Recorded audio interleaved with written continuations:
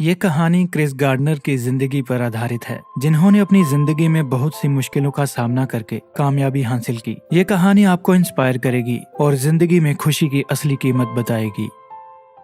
1981 के दौर में क्रिस अपनी पत्नी लिंडा और बेटे क्रिस्टोफर के साथ सैन फ्रांसिस्को में रहता था। उसने अपने सारे पैसे लगाकर बोन डेंसिटी स्कैनर नाम की ढेर सारी मशीनें इस उम्मीद में खरीदी थीं कि वो आसानी से हॉस्पिटल में बिक जाएंगी, लेकिन किस्मत को तो कुछ और ही मंजूर था। वो मशीन एक्सरे मशीन की कीमत से दुगने दामों पर थी, तो जाहिर सी बात थी कि उसे बेच पाना एक जंग जीतने के बराबर था। लेकिन क्रिस को घर का गुजारा चलाने के लिए महीने में कम से कम 2 मशीनें बेचनी ही पड़ती थीं, वरना घर का किराया और राशन का इंतजाम मुश्किल हो जाएगा। इन्हीं हालातों के चलते क्रिस की जिंदगी आर्थिक परेशानियों से जूझ रही थी। 2 महीनों से उसने अपने घर का किराया नहीं दिया था और घर का खर्च चलाने की सारी जिम्मेदारी लिंडा के कंधों पर आ चुकी थी, जो पैसों के लिए डबल शिफ्ट में काम कर रही थी। हर बार क्रिस की नाकामयाबी को देखकर लिंडा थक चुकी थी। उसे लगने लगा था कि क्रिस अपनी जिंदगी में कुछ भी कर नहीं पाएगा और क्रिस से शादी करके उसने अपनी जिंदगी बर्बाद कर दी है। पैसों की किल्लत के चलते उन दोनों में झगड़ा होना एक आम बात हो चुकी थी। हर रोज की तरह क्रिस अपने बेटे क्रिस्टोफर को स्कूल छोड़कर स्कैनर बेचने के लिए निकल जाता है, पर कोई भी हॉस्पिटल उसे खरीदने के लिए तैयार नहीं होता। इसके बाद वो लिंडा से मिलता है, जो कहती है कि उन्हें टैक्स न भरने पर नोटिस आ चुका है। क्रिस वहाँ से बाहर जाता है तो पुलिस वाला नो पार्किंग में खड़ी उसकी कार को टो करके ले जाता है। रोज की तरह खाली हाथ वो अपने घर जाता है और खाना खाने के बाद वो रूबिक्स क्यूब सॉल्व करने लगता है, जो उस जमाने में नया नया ही आया था। लिंडा उसे टैक्स के पैसों के बारे में पूछती है तो क्रिस बहाना बनाने लगता है और उनमें झगड़ा शुरू हो जाता है। फिर क्रिस दूसरे कमरे में बैठकर रूबिक्स क्यूब सॉल्व करने लगता है, जो उसके लिए काफी आसान था। अगले दिन उसे एक आदमी अपनी महंगी गाड़ी चलाते नजर आता है। क्रिस उससे पूछता है कि वो क्या काम करता है, तो वो एक बड़ी बिल्डिंग की ओर इशारा करके कहता है कि वो इस बिल्डिंग में स्टॉक ब्रोकर का काम करता है। क्रिस उस बिल्डिंग से बाहर आते हुए सभी लोगों को देखता है, जो काफी खुश नजर आ रहे थे। क्रिस भी उन जैसी ही खुशी पाना चाहता था और उसे लगता है कि परेशानियों के मोहल्ले से बाहर निकलने का यही रास्ता है। वो स्टॉक ब्रोकर की नौकरी करने का फैसला लिंडा को सुनाता है, जो उसका मजाक उड़ाकर चली जाती है क्योंकि वो सिर्फ +2 पास था। अगले दिन वो उस कंपनी में नौकरी का एप्लीकेशन फॉर्म लेने जाता है। वो अपना स्कैनर एक स्ट्रीट आर्टिस्ट के पास छोड़कर अंदर चला जाता है। वहाँ एक आदमी उसे फॉर्म देकर एप्लीकेशन प्रोसेस के बारे में समझाने लगता है, लेकिन तभी वो स्ट्रीट आर्टिस्ट को अपना स्कैनर लेकर भागते हुए देखता है और पूरी बात सुने बिना ही उसके पीछे भागने लगता है, पर वो ट्रेन में बैठकर चली जाती है। अगले दिन वो खुद जाकर अपना जॉब एप्लीकेशन फॉर्म उस कंपनी के रिसोर्स हेड के डीन जे को देता है। जे काफी जल्दी में था, इसलिए उसकी ज्यादा बात सुन नहीं पाता। वहाँ से बाहर आने के बाद उसे वो स्ट्रीट आर्टिस्ट नजर आती है। क्रिस उनसे अपना स्कैनर वापस लेते हुए कहता है कि एक स्कैनर को खो देने का मतलब है कि 1 महीने का राशन खो दिया। उसने अपनी बीवी से आज कम से कम एक स्कैनर बेचने का वादा किया था, लेकिन उसके खाली हाथों की बजाय 2 स्कैनर्स वापस आते देखकर लिंडा निराश हो जाती है। क्रिस्टोफर को उसके जन्मदिन पर बास्केटबॉल देने के बाद वो लिंडा को वापस आए स्कैनर की कहानी बताने लगता है, लेकिन लिंडा उसकी कोई बात नहीं सुनती क्योंकि उसे अब क्रिस पर भरोसा नहीं रहा था। इसके बाद वो जे से मिलता है, जो टैक्सी में बैठकर जाने वाला था,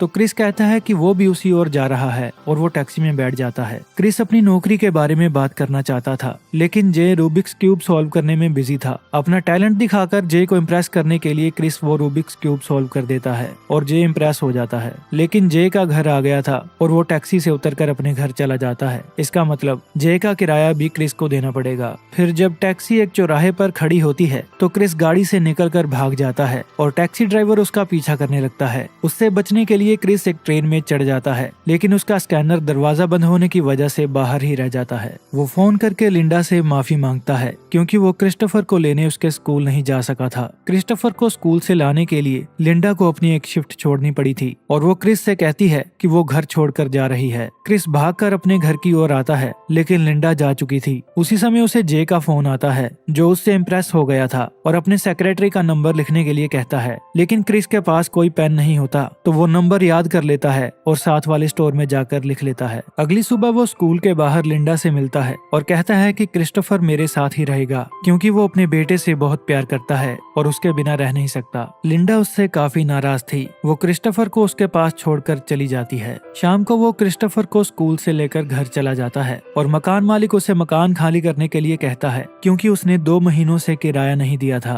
क्रिस उससे कुछ दिनों की मोहलत मांगता है जिसके बदले में वो घर को पेंट करेगा और मकान मालिक मान जाता है। अगले दिन जब वो दीवारों को पेंट कर रहा था तब दरवाजे पर पुलिस उसे गिरफ्तार करने के लिए आ जाती है क्योंकि उसने नो पार्किंग का चालान नहीं भरा था। वो पुलिस स्टेशन जाकर चालान भरता है लेकिन पुलिस वाला कहता है कि चालान सुबह 9:30 बजे वेरीफाई होगा और तब तक तुम्हें यहीं पर रहना पड़ेगा। क्रिस कहता है कि सुबह 10:15 बजे उसका इंटरव्यू है लेकिन पुलिस वाला उसकी कोई बात नहीं सुनता। वो लिंडा को फोन करके उसे क्रिस्टोफर का ध्यान रखने के लिए कहता है। अगली सुबह वो अपने इंटरव्यू के लिए भागता है। उसके पास इतना वक्त भी नहीं था कि वो ढंग के कपड़े पहन पाता। क्रिस उनसे कहता है कि वो बाहर बैठकर कोई कहानी बनाने की कोशिश कर रहा था कि वो इन कपड़ों में क्यों आया है, लेकिन वो कोई भी कहानी बना नहीं पाया। फिर वो उनसे कहता है कि चालान ना भरने की वजह से पुलिस ने उसे गिरफ्तार कर लिया था। उसकी ये बात सुनकर सब हंसने लगते हैं क्योंकि चालान भरना उनके लिए बहुत छोटी बात थी। फिर क्रिस उन्हें अपनी पढ़ाई के बारे में बताता है। वो कहता है कि वो अपनी क्लास में फर्स्ट आया था पर उसकी क्लास में सिर्फ 12 बच्चे ही थे क्योंकि वो छोटे शहर का स्कूल था और 12 बच्चों में फर्स्ट आना कोई बड़ी बात नहीं थी। तो कंपनी के हेड मिस्टर मार्टिन उससे ज्यादा इम्प्रेस नहीं होते। क्रिस उनसे कहता है कि मैं एक ऐसा आदमी हूँ, अगर मुझे जवाब नहीं पता तो मैं ये साफ कह दूंगा कि मुझे जवाब नहीं पता है, लेकिन किसी भी चीज का जवाब कैसे पता करना है वो मैं बड़ी अच्छी तरह से जानता हूँ।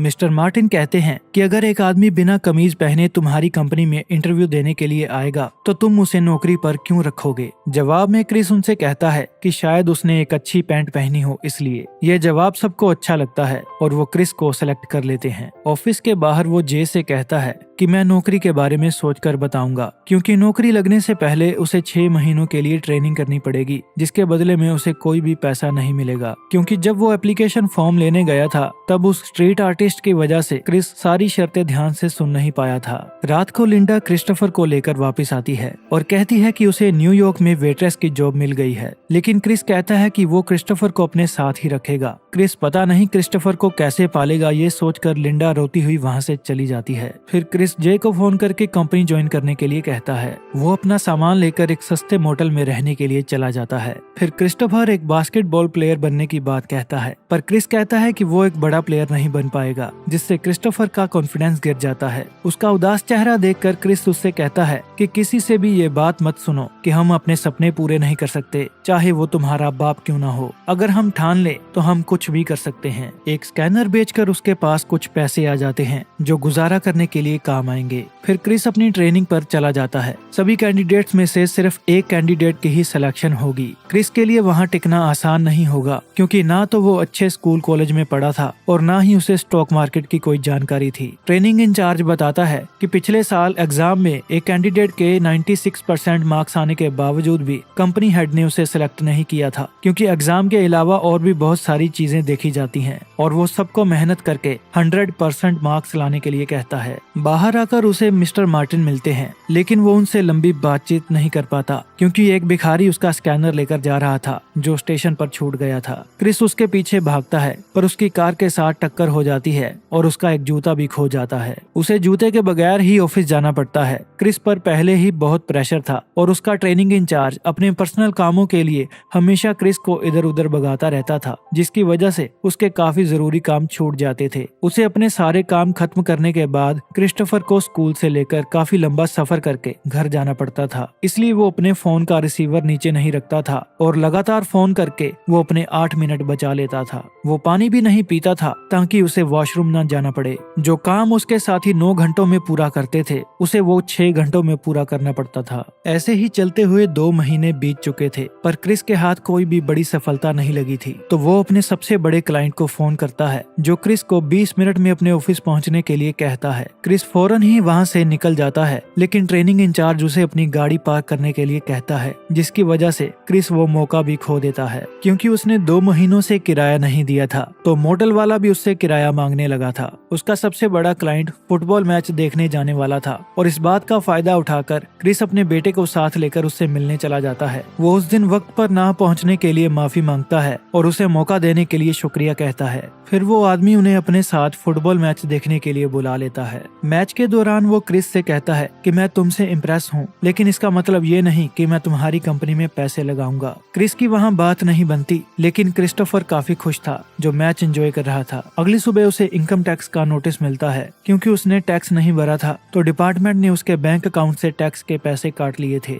वो पैसे उसके लिए बहुत जरूरी थे क्योंकि उन्हीं से उसका गुजारा चलने वाला था। फिर वो अपने एक दोस्त के पास उधार के पैसे वापस मांगने जाता है, लेकिन उसका दोस्त उसे पैसे देने से मना कर देता है। कुछ देर बाद उसे वो भिखारी फिर से नजर आता है और क्रिस अपना स्कैनर वापस ले लेता है। वो जगह जगह जाकर उसे बेचने की कोशिश करता है और एक डॉक्टर उसे खरीदने के लिए मान जाता है, लेकिन वो स्कैनर खराब हो चुका था, इसलिए वो बिक नहीं पाता। सबसे बड़ी परेशानी तो तब आती है जब वो मोटेल वापस जाता है। मोटेल वालों ने उसका सामान बाहर निकाल कर कमरे को ताला लगा दिया था क्योंकि उसने किराया नहीं दिया था। ये देखकर उसकी हालत बहुत खराब हो जाती है। उसे समझ नहीं आता कि वो कहाँ जाए, क्या करे, किससे मदद मांगे। मानो जैसे सभी परेशानियों को सिर्फ एक ही आदमी नजर आ रहा था और वो था क्रिस। लेकिन ये सिलसिला यहाँ थमने वाला नहीं था। मोटेल से निकलकर वो स्टेशन चला जाता है और रात गुजारने के लिए सोचने लगता है। फिर वो क्रिस्टोफर के साथ खेलने लगता है और उससे कहता है कि ये स्कैनर नहीं बल्कि एक टाइम मशीन है जिसकी मदद से हम डायनासोर के टाइम में पहुंच चुके हैं। और डायनासोर से बचने के लिए वो उसे टॉयलेट में ले जाता है। वो कागज बिछाकर क्रिस्टोफर को अपनी गोद में सुला देता है। बाहर से कोई आदमी दरवाजा खटखटाता है, लेकिन क्रिस उठकर दरवाजा नहीं खोलता। उसने अपनी जिंदगी में खुद को इतना बेबस और मजबूर कभी महसूस नहीं किया था।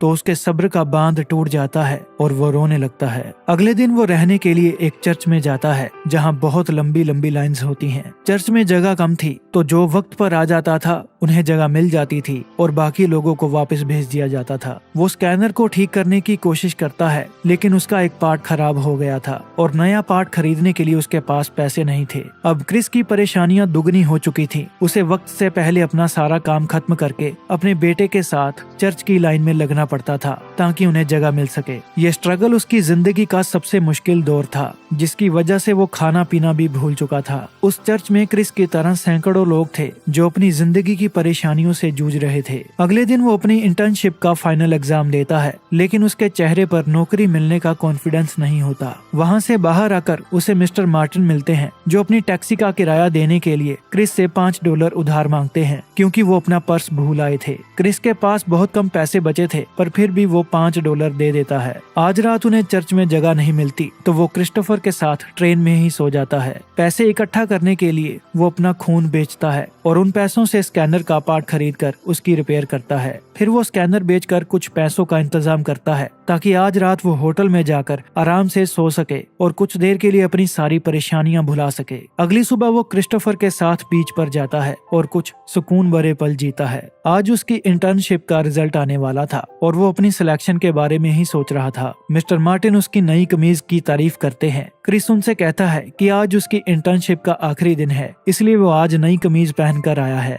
मिस्टर मार्टिन मुस्कुरा कर कहते हैं कि तुम कल भी ये कमीज पहनकर आना क्योंकि कल तुम्हारी नौकरी का पहला दिन है। अपनी नौकरी लगने की बात सुनकर क्रिस बहुत खुश होता है। वो क्रिस से पूछते हैं कि क्या ये आसान था, तो क्रिस कहता है नहीं, ये बिल्कुल भी आसान नहीं था। फिर मिस्टर मार्टिन उधार के पैसे भी उसे वापस दे देते हैं। उस दिन क्रिस बहुत खुश होता है और कहता है इसी एहसास को खुशी कहते हैं। फिर हम उसे क्रिस्टोफर के साथ बातें करते हुए देखते हैं और उनके पास से एक आदमी गुजरता है जो असली क्रिस गार्डन है और ये सारी कहानी इसी आदमी की जिंदगी का हिस्सा है। कहानी के अंत में हमें बताया जाता है कि क्रिस अपनी जिंदगी में एक कामयाब बिजनेसमैन बना जिसने $multi-million की कंपनी खड़ी कर दी थी।